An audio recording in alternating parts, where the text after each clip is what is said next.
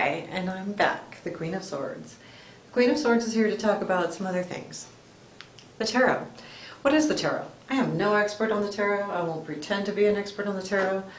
I do not know all of the history of the tarot.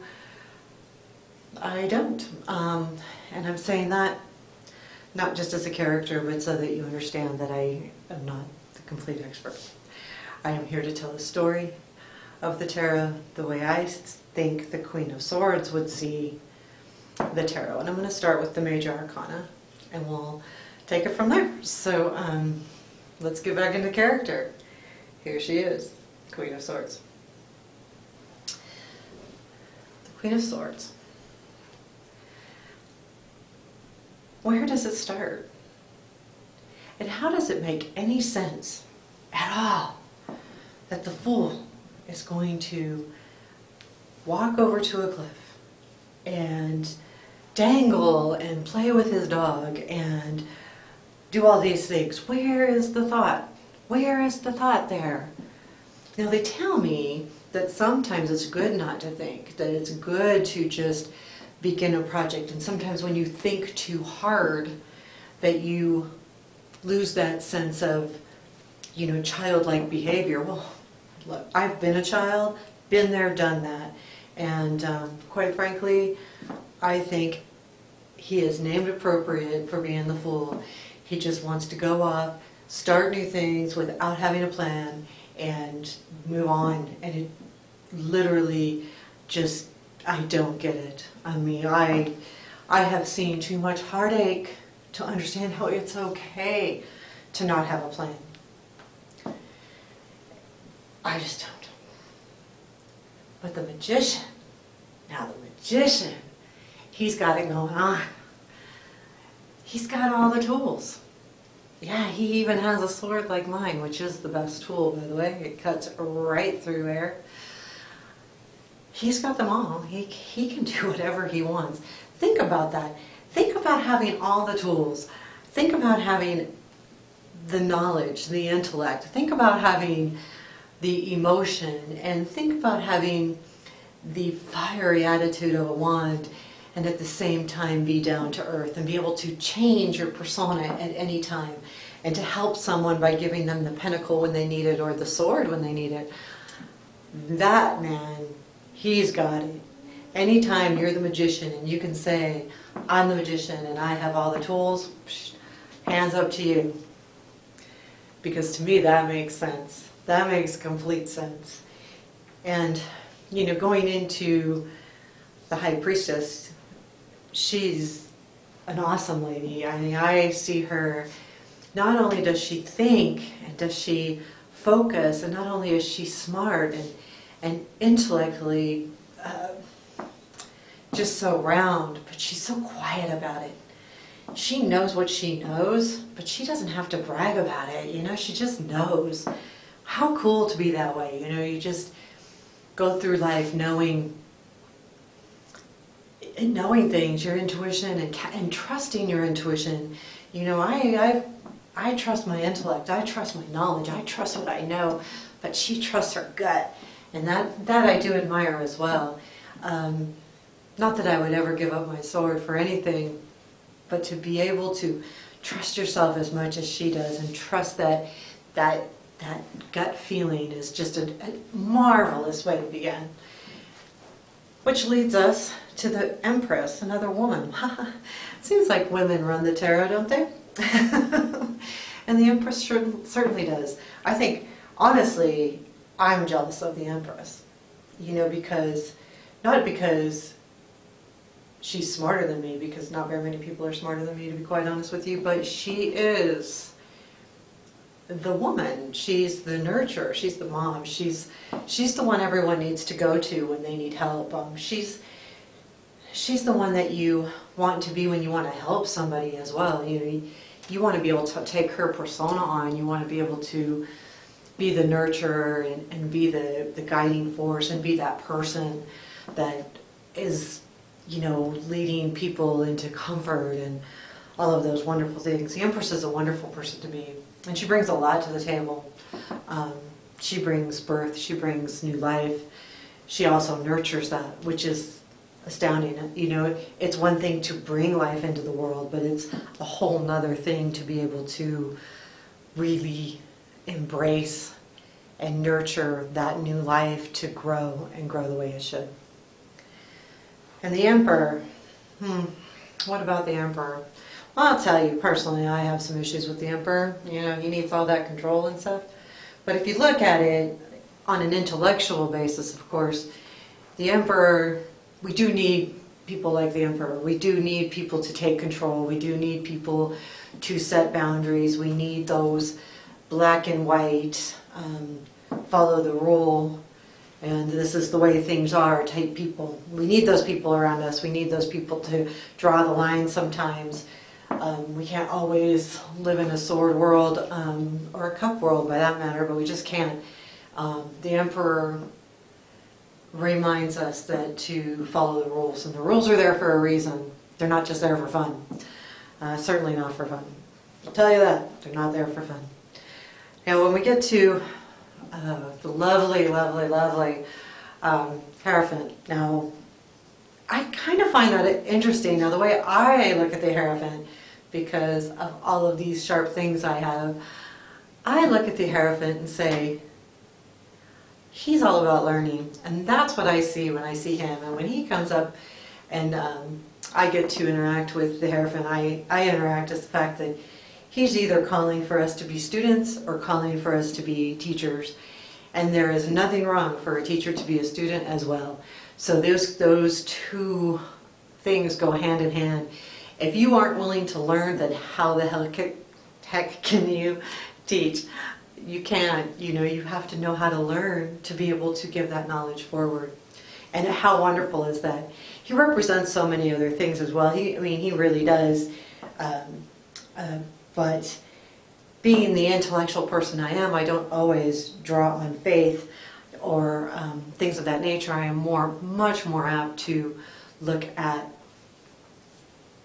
the true knowledge of things and the true intellect of things, and the Hierophant is exactly that. He's our teacher, and he calls on us to be students. The brings us into the Lovers. The Lovers. What does that really mean? In my world, my lover, excuse me, is someone that I can talk to and relate to intellectually. That's all I care about. The rest, not so much. I'm not. Love, what's love? What's love got to do with it? You know, as Tina Turner would say, but for other people out there, the Lovers are about union and unity in general, not just about lovers in the sense of relationships and love relationships. It's the sense of relationships in their entirety. So when the Lovers comes up, it means a lot of different things. And yes, to me, my relationships as a sword, I want to be intellectual. I want people that I can talk to and relate to, and I feel like we're on the same intellectual level that I am. And at the same time, I do as well, being a human, I need to have companionship as well as anything. So, the Lovers. We all want to have lovers, right, in our life. Lovers, lovers, lovers. However, sometimes the Lovers can trip us up as well. I mean, they also can hold us bondage and hold us prisoner and all of those good things that, not good things that come around with having a partner and someone in your life. So be very careful on who you choose as your lover, because your lover can keep you down or bring you up, your choice, That's very true. And being in love, kind of, I'm not a gooey type person that I am, but it kind of makes you feel like moving forward, which brings us right into the Chariot, and we can just move on and move forward. And what does the Chariot look like? Oh my gosh, I love the Chariot because I can hold my sword and ride the Chariot. But I love the Chariot because it's got a lot of energy, and it really just moves and it goes, and it speaks to us as getting somewhere quickly we have to kind of watch it because we're going so fast. We don't know if we hit a rock, will we tumble? If we accidentally take the wrong path, will we overturn? What will happen? That's part of the fun of the chariot. We don't know what's going to happen. Now, even though I'm an intellect, I do have a sense of adventure in that respect, that I like to get my adrenaline up as well. And that's what I feel like the chariot really stands for, is really getting that adrenaline flowing and knowing that you're successful and feeling success and having that power, because the chariot is also raw power, right? It's just the horses and whatever's drawing those are so powerful. They're so powerful. And then strength. Now, I also admire this woman. She makes me feel a lot like the Empress does. But the thing that I admire most about this woman is that she's proof solid that you can be as strong as anyone, but it doesn't take brute strength to be strong. Strength comes from within, and strength is being able to attack a day that's not an easy day, attack a life that's not an easy life. It's the strength that she brings is that strength that, yes, she can tame the lion. She's just a woman, and she doesn't have a lot of brute strength, but she has that inner strength. The strength that when you don't know what the day is going to bring and you still get out of bed, that kind of strength. And when I say that, I mean some people have a really hard time getting out of bed because their day may not be so good. The days that you spend in the hospital sick and you still get out of bed, that's strength. That's strength to want to keep going and keep moving on. Strength is being able to hold your child's hand when they're crying. Those are important strengths to me. I mean, as far as what I see and look at the tarot and the tarot women, the tarot women are wonderful women, and I can't wait to meet more of them. But strength really has, if anything is about to make me feel, strength will do it. Which leads us into the Hermit. What is the Hermit doing? You know, the Hermit, boy, looks down and he's looking down and he's focusing, and he's got his lantern lighting something. I like to take that lantern and move it up. Let's move it up, because let's see what we're looking at. Let's not hover our heads down here. Let's look up. Let's have that lantern shine up here so we can see what's going on up here, over there, so we can see what's on. We know what's at our feet, darn it. Make that lantern go over here. That's my only catch with him. You know, there's other tarot cards that show the Hermit in all different ways, but realistically, it's taking time. The reason why he's looking down is he's taking time to be by himself and in his own thoughts. And it's so important. Sometimes we reach out to people and we want to talk to people and about our problem or a decision we want to make, and we don't know what to do. We'll even reach to someone reading our tarot cards and say, you know what, I need to know what to do. And I'll guarantee you, if that Hermit comes up, that's a perfect sign that you're not supposed to ask anybody what to do. That you have the answer, you just need to look inside yourself. And sometimes looking inside yourself is the best place to look, because you know people don't always have the correct answers for you. You know, they just don't. Someone might want you to do A and you need to do B. And so you know what, the Hermit is an important card as you're going through the journey, because he does take you to be within yourself and to make those decisions by yourself. Not that you need to look at anything differently, not like the Hangman, but he literally just needs to be himself. Then we have the Wheel. And that's kind of nice. The Wheel is like our ending beginning, always going, always moving, always movement, always. Just keeps moving us through the whole, through our life. Ebbs and flows, as we like to call it. It's just keeps moving. It's like the tide, you know, just comes in and goes out, comes in and goes out. Things change. Things always change. So whether you're going through a great time in your life or a hard time in your life, knowing that those things are gonna change. It doesn't mean that you're gonna be going through a good time in your life and then you turn around and go through a bad time. What it does mean is that things move and they change. People around you change and differ. Your thoughts change and differ. As you grow, you change and differ. Everything changes. Everything's movement. It's constantly moving every day. I mean, every minute, every second, right, is a new second. So that never stops. That never stops. And as time moves, things are different, just automatically, even if you don't do anything. Especially if you don't do anything. So things will change. And I think that's an important message as we go through and we say, you know what, things will change. I'm not going to be here forever. You know, I'm really not. I'm just not. And then 11, justice.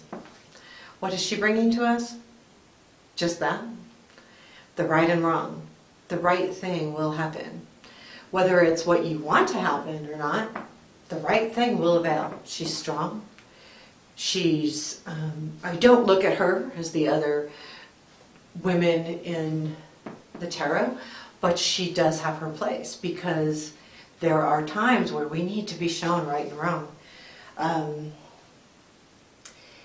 Sometimes what we want isn't necessarily the right thing for us as well. We can look at it and say, oh, you know,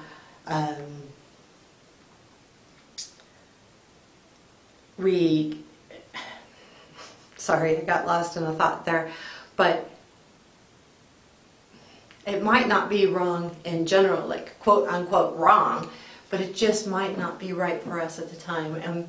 And also it does bring justice to things, you know. Sometimes we need to be told when someone's not being truthful with us, and that's not good. I mean, the truth and being honest is the most important thing that can bring us forward. So that was 11, now we're on to 12, which is the Hangman. What the heck? What's he doing? Now you look at the card and go, oh my gosh, I'm going to cut you down with my sword. Poof.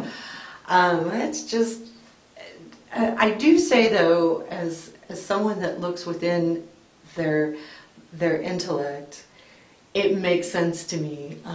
It is a smart thing to do because so many people just look at what's going on the surface and they don't look, they don't turn their view. They have their view and they look at it this way and they don't ever change. It's such an important message. The Hangman is a more important message than a lot of the tarot cards. The Hangman tells us, he specifically tells us, you need to look at it a different way. You mean, in a lot of decks he's hanging upside down. Just take a different view, step back, look at it differently. Put yourself in someone else's shoes. Look at what they're going through. I like this card because too it deals right with judgment. You know, we call not judgment the card, but judging people. You don't know. You can't judge. You can't do that. You don't know what someone's going through. And then you don't. And so the Hangman is a calling. Hang yourself upside down. Not in that respect, but look at it differently. Really take the time and look at it differently. And then we go, because now that we're looking at things differently, it takes us right into death. And the death card is a scary card. Don't get me wrong. I know that the death card is a scary card. It definitely can be scary. You see that and you go, death! But death is a cool card. And you're all going to go, I don't want it. Okay, I've been through, I'm the queen. Remember, I've told you, I've been through really hard times. But what death is being that caterpillar and being in that chrysalis, and then and only then do your wings appear. Transformation completely and totally. Now, what the message of death is also, though, is getting there is not easy. No one said it was easy. It can't be easy. To be that beautiful butterfly, you're going to have to struggle a little bit and be a caterpillar for a while and then crumple up into a chrysalis. And it's not a pretty sight, and it's not a pretty thing until out comes that butterfly. I identify with the butterfly. I identify with the butterfly. I don't know if you can see it. And yes, that's coming from the Queen of Swords. I identify with that because I think it's important. And as being as the Queen of Swords, I have had my trials and tribulations. I've been through it. I've also had to come out. I will tell you I'm more cautious of it. Card number 14, and that is Temperance. Temperance really has this way about her. I mean, being a sword, I don't have the wishy-washiness of Temperance, and to me Temperance is wishy-washy because she's flowing fire and water, and fire and water, excuse me. Make up your mind, let's put a sword in there and we'll just cut right through that water and fire. But she really is about balance, and she's about balancing all of those things. But at the same time, and I think this is where I don't really hit it off with her, is that it's the balance within. It's balancing your emotions. Being a sword, I have intact emotions. I don't feel very often. So, quite frankly, Temperance kind of, I think of that as, just balancing your emotions, keeping your emotions in check. I would tell you why have too many emotions, but the other queens will tell you differently, I'm sure. So she is a balance of that. She's beautiful. I wouldn't disregard her in any way, but she's not on top of my list. Being a sword person that I am. So 15, where does that take us? That takes us to the Devil. The Devil I put right along with the Lovers. I mean, in a lot of cards you see the Lovers and the Devil card. And I will tell you, the Devil,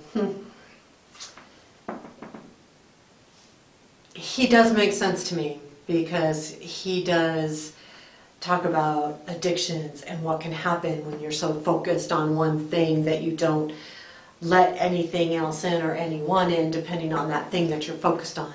He has you trapped, he has you hostage. But I will tell you this, that you are usually only hostage to yourself. It's how you're taking it, how you're feeling it, and how you're seeing it. So take a minute to cut those chains loose from the Devil, because that's exactly what you need to do. The Devil is making you believe that you're hostage. Ha! He is. And so if you ever feel trapped, if you ever feel like you can't get out of something, there's a way out. Is it easy? No. Not always. Now, on the other hand, the Devil can call to us when we are not comfortable displaying the more sensual side of things. Society sometimes shies away from that, and so as the positive side to the Devil, or the Devil as far as action, can ask you to quit your addictions and to move away from your addictions, but the Devil can also ask you to not forget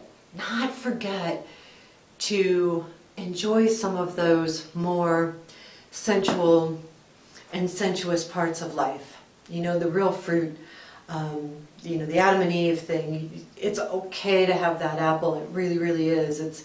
It's okay to feel that way. It's okay to want these things, whether they're sensual or good tasting or whatever the case may be. All of those things that we can so easily get addicted to. So the warning from the Devil is just a reminder, taste the fruits, open up your sensuality, have that piece of chocolate or have that glass of wine. But if you can't just have one, and you can't say, and it leads to not being able to put away that chocolate or that glass of wine or that sensuous sexual thing, then maybe you need to cut those chains completely. And those are decisions that only you can make, of course. The Devil leads us into the Tower, and the Tower, I just heard recently, was built by humans. Humans! What do they know? What do they know? Don't they know that the tower is just going to come down when something bad happens? If you're not prepared for every little thing that happens along the way, the tower will crash, right? If you don't build it for an earthquake and an earthquake comes, it will crash.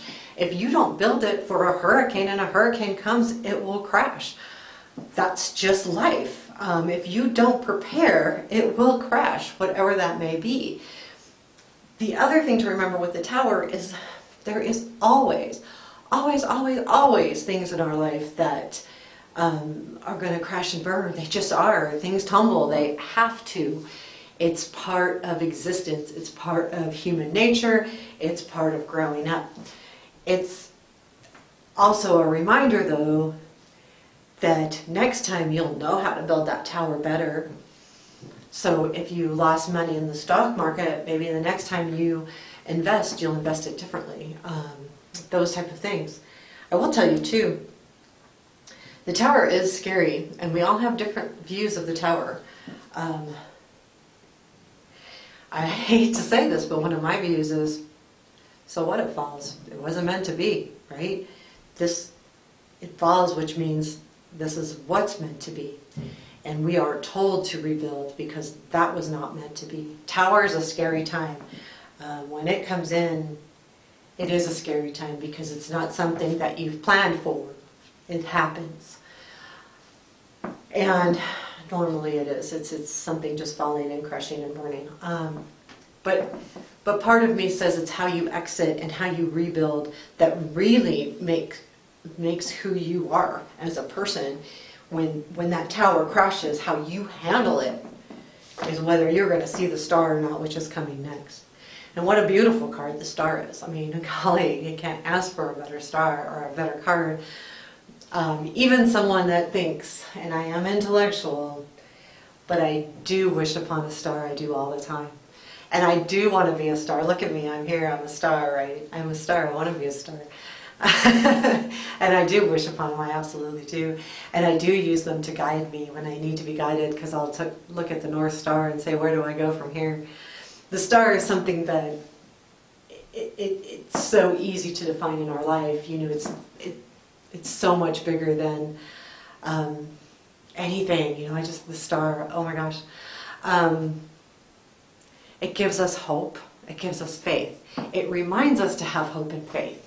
I don't care how big of a sword you have, you need to have some kind of faith. It doesn't matter what that faith looks like to you, it just needs to be there to some degree. That star is so important. Then the moon.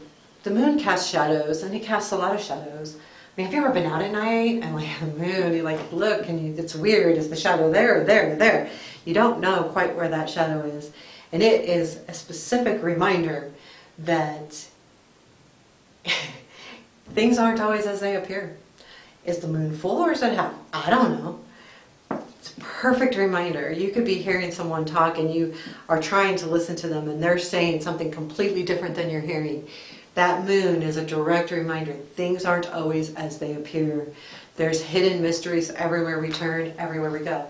Now, like the tarot, we like hidden mysteries, and us sleuths, we even like them more, but don't always take things at face value, and that's what the moon is there to remind us of. And then we get to the sun. The sun. You know, the sun is really happiness. I mean, when you go outside and you feel the sun and it, you know, that vitamin D just perks you up, and you can't deny that, even when you're a thinker, you know, that it feels good and it makes you happy and it makes you smile, it makes you warm, it makes you all of those things. Sunny days, we think of playing. Sunny days, we think of going out and playing. Sunny days, we're going to go take a picnic, we're going to go play in the pool. Sun reminds us of all of those wonderful, wonderful things, and that's what I like to think of when I see the card in the tarot, is I think of all of these beautiful, wonderful, happy things that happen when the sun's out. Not that when it's not there, it doesn't mean it's not going to come up the next morning. It's just a reminder of how happy things can be and how happy things are when we allow them to be the sun. Which then takes us to judgment. What's judgment? You know, what is judgment? Doesn't that sound rough? I have a couple decks that say, it's not judgment. Um, Judgment really is about looking, well, it's about rebirth too. Some people call it the karma thing. I do, even though I carry a sword, I do believe in karma to a degree. I do. I think that we get what we deserve. I think that those hard times that I received, I did get because I knew that there would be something I could learn from them. Judgment's about rebirth in the sense that things coming back around, maybe. Maybe things being reborn. Maybe your sense of adventure, your sense of intellect. All of a sudden you're going to be reborn. Maybe I'll come back as the Page of Swords.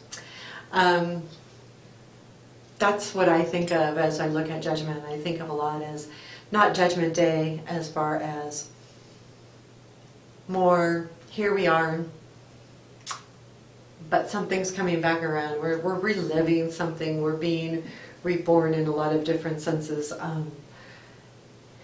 I am a fan of Judgment because I always want to be reborn. When you go through hard things and if you learn through hard knocks, Judgment is the card that says, yep, well, now we're going to get a fresh start at it and we're going to do it again. And then finally, and oh so finally, the world. What does the world look like? You know, I mean, realistically, as we are going through the tarot and talking about the tarot, and I'm telling you my version and how I look at the tarot, the world is that finality of the Major Arcana. And as you can see, that we touched almost every life area as we went through. And the world brings it all together, and it reminds us how successful we are. And that when we see this card come up, we say, you know what, this is a successful time. You've made it, you've done it, you've survived. And if you haven't done anything else, but you've survived, then what else really matters? The other thing that the world brings us, and I'm going to go back into the sun, is being happy. A friend told me that being happy is important, and sometimes when you're a sword and you're wielding your sword around and you're intellectual and you're a thinker and you think all the time, you forget that we cause our own happiness and unhappiness. We can be happy, we just have to find what makes us happy. So in ending this trip around the tarot and looking at it from an intellectual point of view, don't ever forget, although I am the Queen of Swords, don't ever forget your heart and your heart's desire, because that really will make the trip around the tarot a lot easier.